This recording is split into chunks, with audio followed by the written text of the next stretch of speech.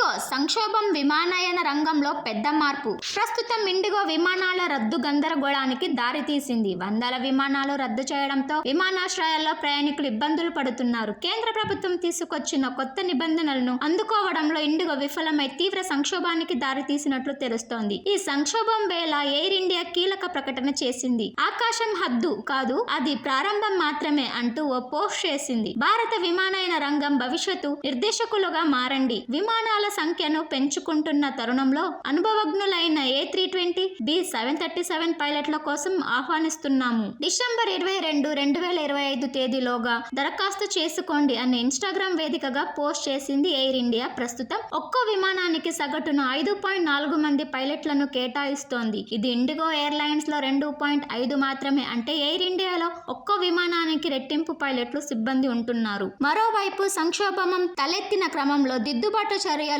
చేపట్టింది. ఇండిగో ఈ ఎయిర్లైన్ సైతం భారీగా పైలట్లను నియమించుకోవడంపై ప్రత్యేక దృష్టి పెట్టినట్టు తెలుస్తోంది. 2026 ఫిబ్రవరి 10 నాటికి 158 మంది పైలట్లను, 2026 డిసెంబర్ నాటికి మరో 742 మంది అంటే మొత్తం 900 మంది పైలట్లను నియమించుకుంటామని కేంద్ర ప్రభుత్వానికి హామీ ఇచ్చినట్లు జాతీయ మీడియా సంస్థలు పేర్కొన్నాయి. వచ్చే 12 నెలల కాలంలో 300 మంది కెప్టెన్లు, 600 మంది జూనియర్ ఫస్ట్ అధికారులను నియమించుకుంటానని ప్రభుత్వానికి తెలిపినట్లు వెల్లడించాయి. ప్రస్తుతం 250 మంది జూనియర్ ఫస్ట్ అధికారులకు శిక్షణ ఇస్తున్నట్లు తెలుస్తోంది. ఇండిగో సంక్షోభానికి ఇప్పట్లో తెరపడే అవకాశాలు కనిపించడం లేదని మార్కెట్ నిపుణులు చెబుతున్నారు. పెద్ద సంఖ్యలో పైలట్లను నియమించుకుంటేనే ప్రస్తుత సమస్యకు తెరపడుతుందని అంటున్నారు.